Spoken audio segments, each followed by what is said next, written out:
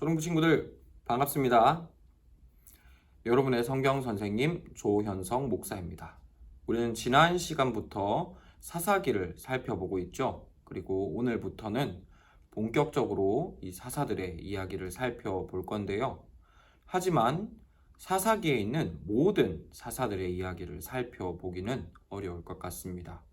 왜냐하면 이 사사기 시대에 활동했던 사사는 총 12명이나 되기 때문이죠.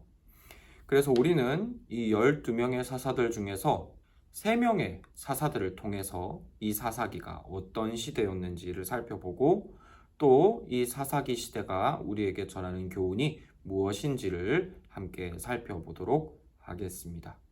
그리고 오늘은 그 첫 번째 시간으로 첫 4번째 사사인 드보라에 대해서 살펴보도록 하겠는데요. 지난 시간에 우리가 살펴본 대로 사사기에는 반복되는 과정이 있다고 말씀드렸죠.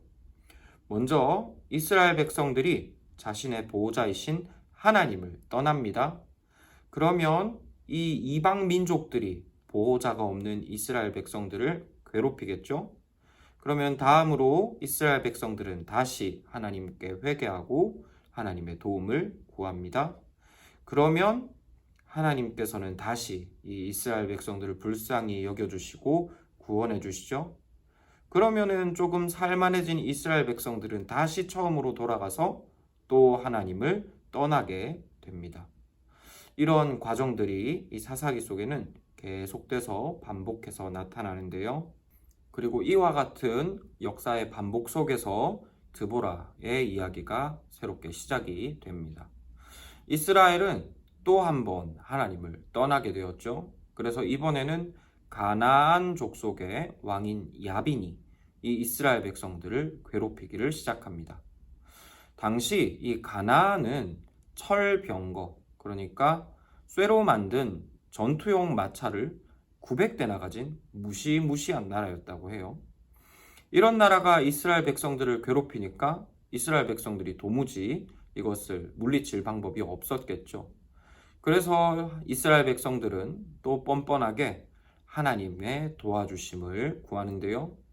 하나님이 그때 이스라엘에게 보내어주신 사사, 구원자가 바로 사사 드보라입니다. 그리고 아마 친구들이 그 이름에서 느끼시겠지만 드보라는 여자 사사였죠. 이 이스라엘의 12사사들 중 유일하게 여자 사사였습니다. 하나님께서는 이 사사 드보라를 통해서 당시 이스라엘 군대의 장군이라고 할 수 있는 바락에게 이렇게 말을 전하게 하십니다. 바락, 너는 군사를 이끌고 가나안 군대와 그들의 장군인 시스라를 무찔러라. 내가 너에게 그들을 이길 힘을 주겠다. 라고 말이죠. 하지만 앞에서 살펴본 것처럼 이 가나안 군대는 결코 만만한 군대가 아니었습니다. 철병거만 900대를 가진 무시무시한 군대라고 했죠. 그래서 이 이스라엘의 장군이었던 바락은 드보라에게 이렇게 부탁합니다. 자신과 함께 꼭 전쟁터로 가달라고 말이죠. 드보라가 함께 가준다면 자신도 용기를 내어서 가나안 군대와 싸우겠지만 드보라가 함께 가지 않으면 나도 가지 않겠다라고 말했습니다. 그러자 드보라가 바락에게 이렇게 대답을 했죠. 내가 당신과 함께 가겠습니다. 그리고 이스라엘 군대가 가나안 군대와 싸워서 승리할 것입니다. 하지만 당신은 이 가나안 군대의 대장인 시스라를 잡지 못하고 당신 대신 다른 어떤 여자가 이 가나안 대장 시스라를 잡을 것입니다. 라고 말입니다. 그리고 이스라엘 군대의 장군인 바락은 이 사사 드보라와 함께 가나안 군대와 싸우기 위해 나갔습니다.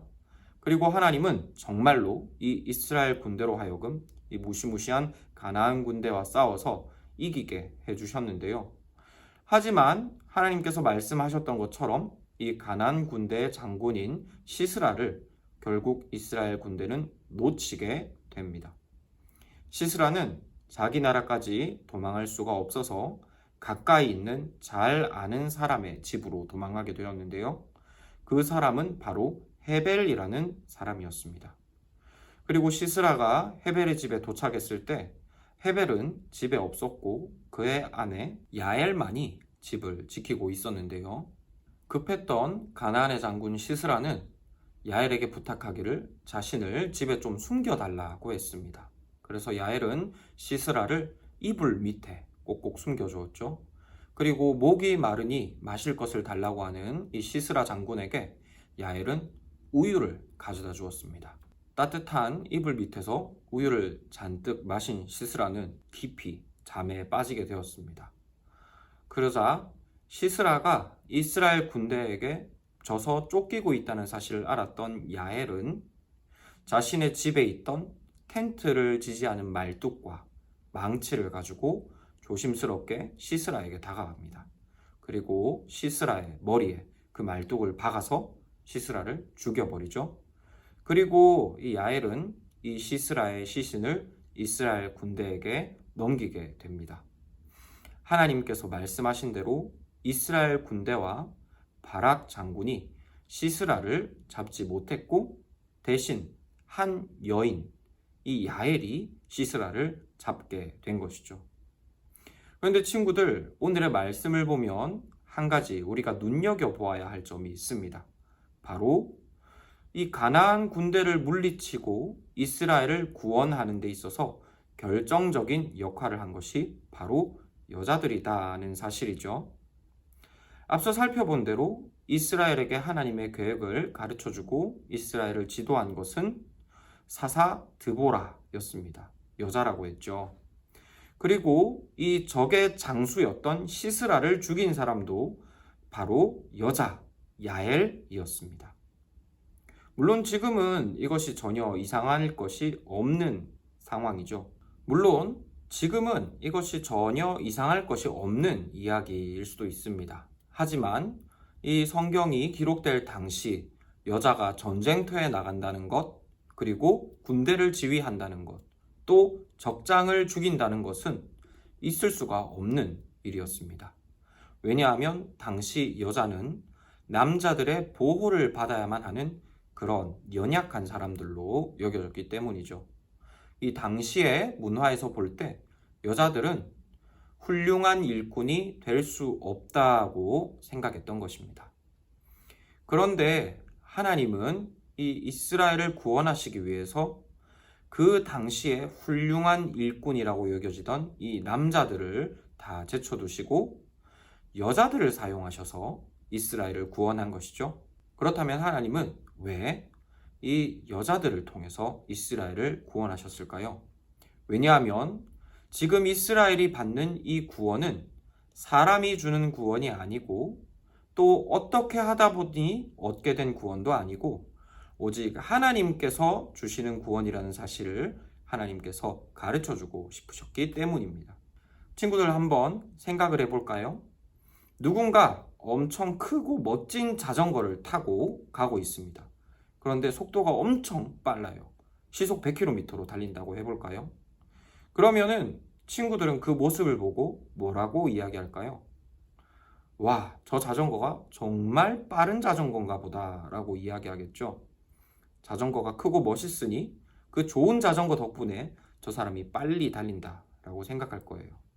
그런데 이번에는 어떤 사람이 세발 자전거를 타고 똑같이 시속 100km로 달린다고 한번 생각을 해보겠습니다. 친구들이 뭐라고 생각할까요? 저 세발 자전거가 정말 빠른 세발 자전거구나 라고 생각하지는 않겠죠. 오히려 저 사람이 정말 대단한 사람이구나. 저런 세발 자전거를 타고도 저렇게 빨리 달릴 수 있다니 저 사람은 엄청난 사람이다 라고 생각할 겁니다.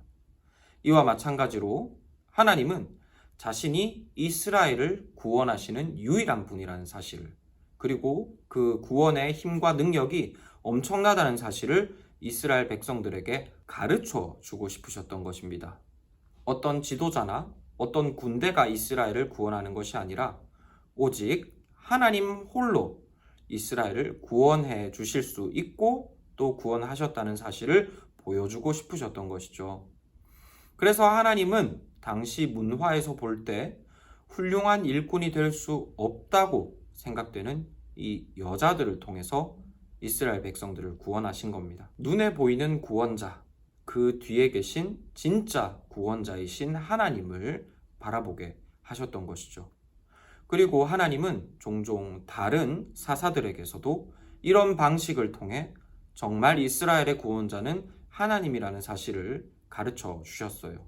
이스라엘의 사사들 중 두 번째 사사인 에훗은 왼손잡이였다고 성경은 기록합니다. 그런데 이 당시에 누군가 왼손잡이라는 것은 왼손을 쓴다는 의미가 아니라 오른손을 쓸 수 없다는 의미라고 해요. 하나님께서는 이 신체에 장애가 있는 에훗을 통해서 하나님의 구원을 나타내셨고, 이로써 하나님만이 이스라엘의 구원자이심을 보여주신 것이죠. 그래서 우리는 오늘의 말씀을 통해 이 중요한 교훈을 얻어야 합니다. 바로 하나님만이 우리의 구원자이시며 또 하나님 홀로 우리를 구원하시기에 충분하시다는 사실이죠. 하나님은 여러 가지 도구 혹은 여러 가지 상황들을 통해서 우리를 도와주시고 또 구원해 주시죠. 하지만 우리가 이런 것들 앞에서 기억해야 될 사실은 우리의 도움은 그런 도구나 혹은 그런 상황들이 아니라는 사실입니다. 우리의 도움은 어떤 것이 아니라 오직 한 분, 하나님께로부터 오기 때문이죠. 하나님께는 어떤 도구가 있는지 그리고 어떤 상황이 있는지는 전혀 중요하지가 않기 때문입니다. 오직 하나님 한 분만 계시면 그것이 곧 구원이 되는 것이죠. 그래서 우리가 항상 주목해 보아야 할 것은 우리에게 무엇이 있는가, 하나님께서 우리에게 무엇을 주시는가가 아니라 우리와 함께 계신 하나님입니다. 친구들은 이 사실을 꼭 기억하심으로 항상 구원 그 자체이신 하나님을 풍성히 누리시기를 바랍니다. 그러면 오늘은 이것으로 오늘의 성경 공부를 마치도록 하겠습니다.